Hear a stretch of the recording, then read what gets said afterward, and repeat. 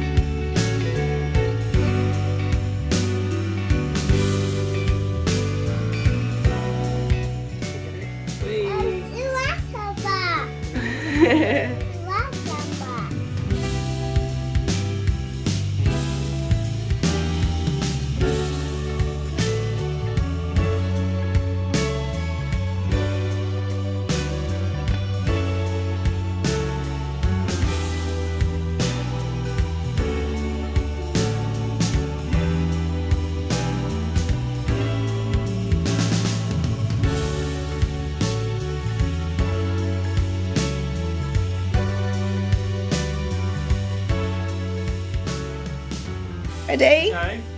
3.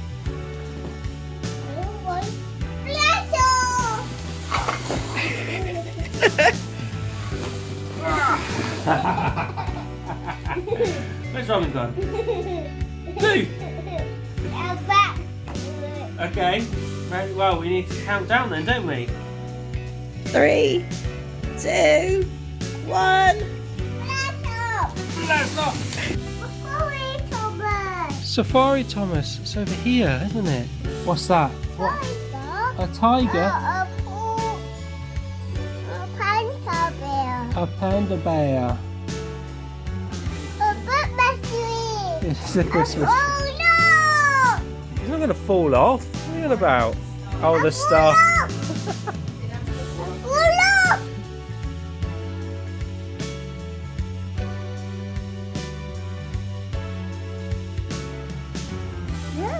It's a nose.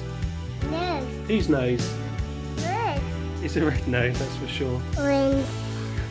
Reindeer. Reindeer. Reindeer. Reindeer.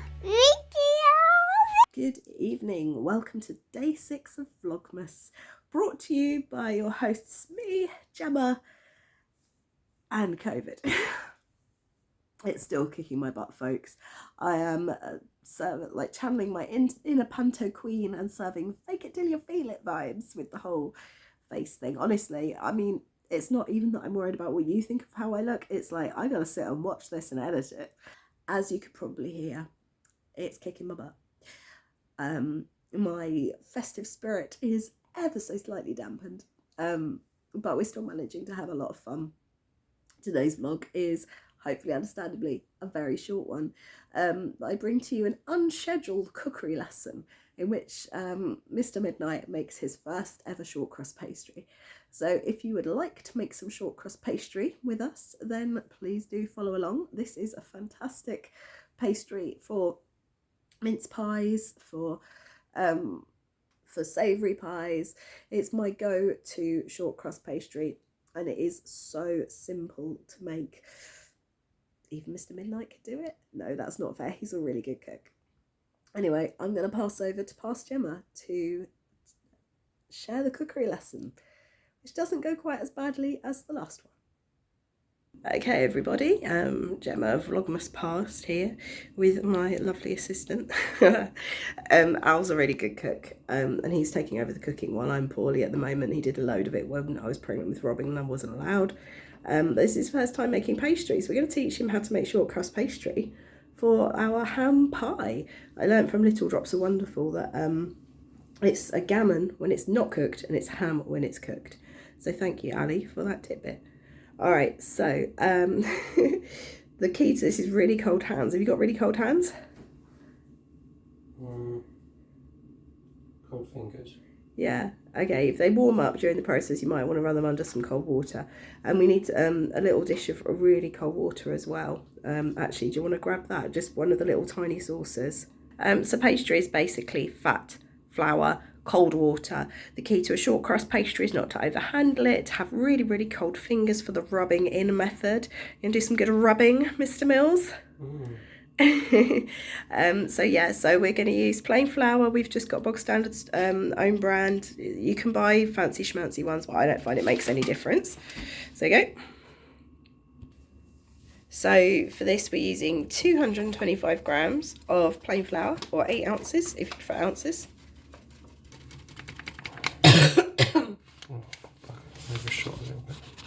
Doesn't matter if you overshoot, grab a clean spoon out the drawer and scoop some out. I really like baking because it's basically a science. Like if you get your measurements right and follow the instructions, 9 times out of 10 it goes okay.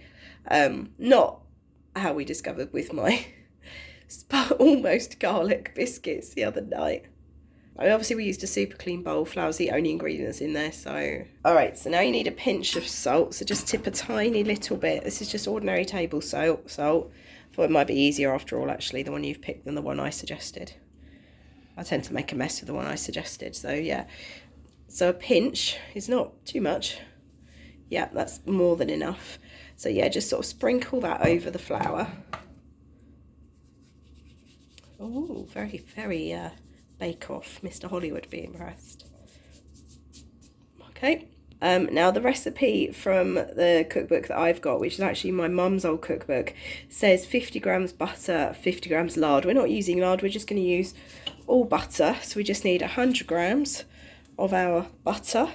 So you just need to weigh that out. So if you put the flour into the mixing bowl now.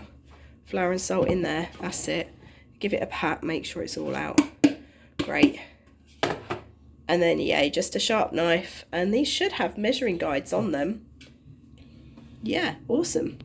Now, obviously, Mr. Mills is more than capable of reading a recipe and cooking from recipe by himself. But I'm just talking through for you guys.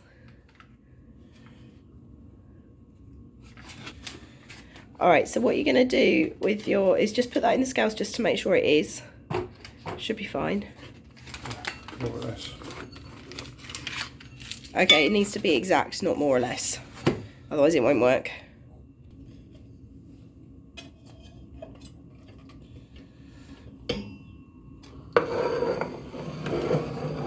Really like our butter dish. It's very cute. Yeah, so with that sharp knife and not handling it too much, you need to chop the butter into small chunks into the flour. I find it easier just to chop one way and allow them to drop into the bowl. Hold the butter. Chop it directly into the bowl and then come back and chop those bits again. That's what I find easier to do. You'll find it easier to get the butter off the knife if you put a little bit of flour on the butter first.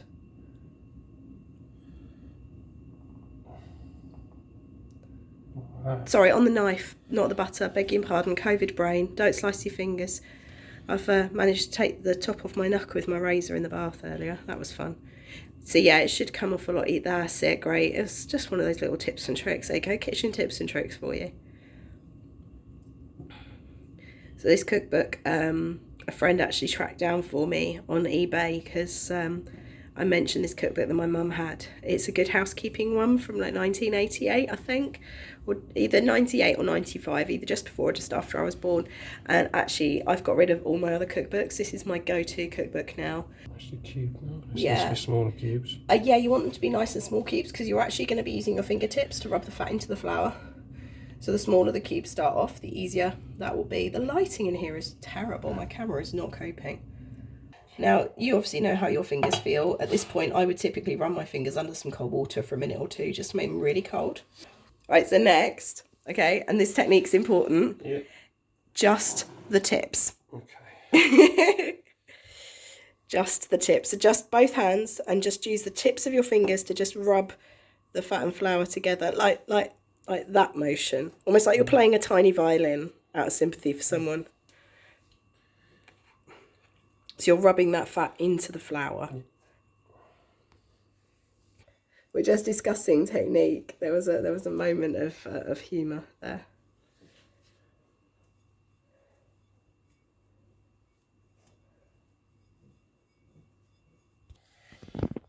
fingers aching yet? Yeah. Just a bit. We should have got you gloves. But yeah, the key to this is to handle the dough as little as possible. So as soon as you've got that breadcrumb-like consistency, which Mr. Mills almost has here, there's just a couple... Magnus, why are you sniffing my butt? That's my personal butt. Yeah, the Mr. Mills has basically got that consistency there. If you just want to move your hands out of the way, my lovely. Yeah, you can see it's like breadcrumbs. The light in here is terrible. It's all done. Okay, we don't want to overwork it. Overwork, as Paul Hollywood says, overworked. That was a terrible impression. So yeah, so now what you're going to do is you're going to add 3 to 4 tablespoons of water. But what you do is you scatter it over the top, a tablespoon at a time, and then work it in with a knife. Right, so tablespoon at a time, just to sprinkle it over the surface. It just stops it blistering. And then use this knife. Really, it should be a perfectly round bladed knife, like a butter knife or a palette knife, but whatever, I've always found this works. And you cut into it. It's almost like you're slicing it. That's it. And repeat. I've got my own little dish of flour here because I was demonstrating the rubbing method to Mr. Mills. And then unthinkingly, I've picked up my sock. So I now have a floury sock. It's a bit late for us to do it now, so you need to do it before the water goes in, but you can add in like a teaspoon or so of dried herbs to the flour before you start adding in the water. And then you end up with a herby pastry, which is quite nice. Right, so we're now at the exciting part where it's starting to come together into a ball. You just rub it around the bowl a little bit. Don't knead it heavily. You're just gathering it into a ball. You don't want it to be overworked. I did it again. Probably cut that out.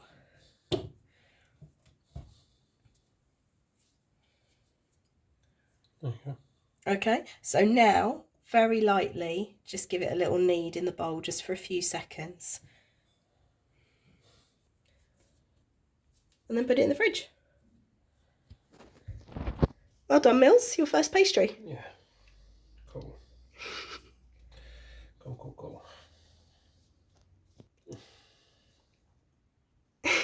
Look at satisfaction. Job well done. So yeah, come back later and you'll see our lovely pie. We realised that Mr. had forgotten to do his advent box. So what did you get? Doesn't want to focus. Movie night. It just likes your face too much.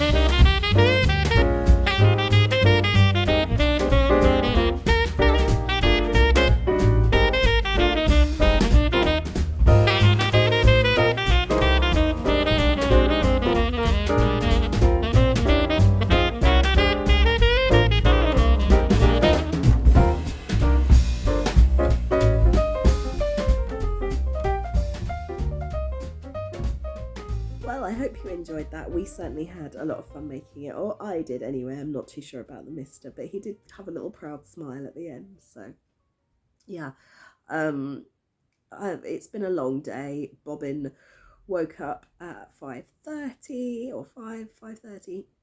He drifted off back to sleep. I was awake and didn't get back to sleep. And then at 6:15, 6:30ish, he woke up properly. So I took him downstairs, and Mr. had been feeling slightly under the weather. He doesn't think he's got COVID. He's just knackered. And so I thought, well, let him sleep for a bit. 9:15. But he obviously really needed it. But the upshot of that was, by the time those 2 and a bit hours of me being on my own with my very out of sorts toddler, I had no voice left whatsoever.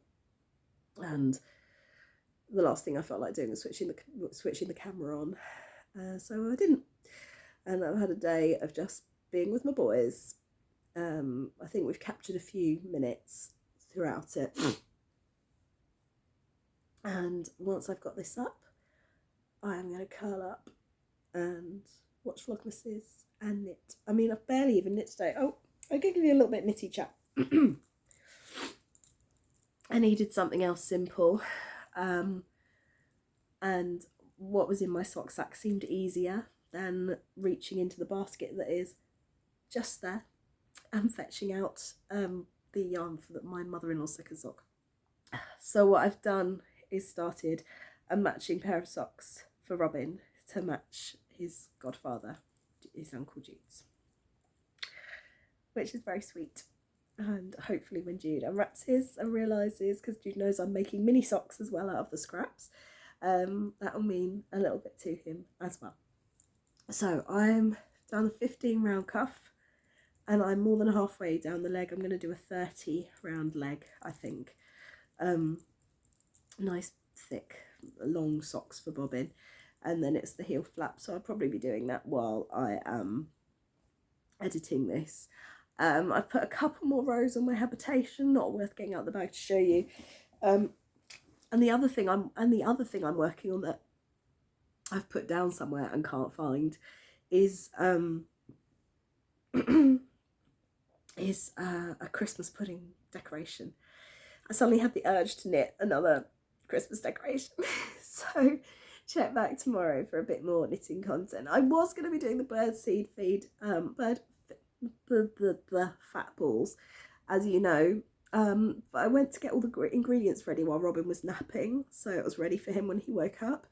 And I was just double checking my ingredients and research. Turns out that the suet that I had is vegetable based, so it is no good because it doesn't freeze in the same way as suet from, or lard or dripping from beef, and as a result it can actually coat their feathers and be lethal. That is according to, I'll try and find the website and I'll put it down here because I can't remember, but it was somewhere official. And so I went up and chatted with the mister, who, as you know, has done work in conservation and all the rest of it, animal management, and he said, yeah, I'll pop out and get some of the proper stuff. So boo for not being able to use store-cupboard ingredients. Yay for me not being the one having to go to the supermarket. Woo! So he's going to take Robin tomorrow. So quite how he gets on, I don't know, because Robin is very much, and it's probably entirely my fault. Oh, it's totally entirely my fault. He views the shopping cart as a karaoke booth and spends his whole time singing the whole way around the shop, encouraging people to join in with things like the Hokey Cokey and other classics. So I may not have told the mister this, so I will report back on that one. Oh dear. Anyway, I've got a hot date with a hot water bottle and some Vlogmases, so I'm gonna say ta-ra for now, and I'll see you tomorrow, where we will finally make bird fat balls. Okay, finally, it's gonna happen. Bye.